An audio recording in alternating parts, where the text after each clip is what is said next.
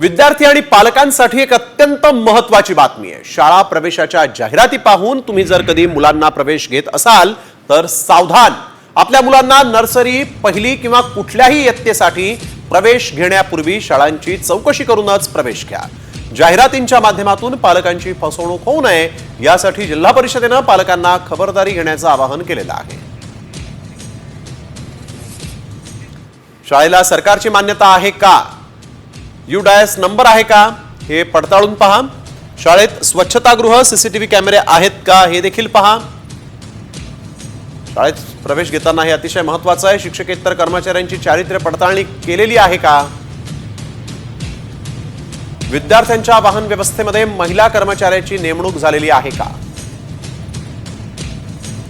पालक शिक्षक समिती स्थापन करण्यात आली आहे का?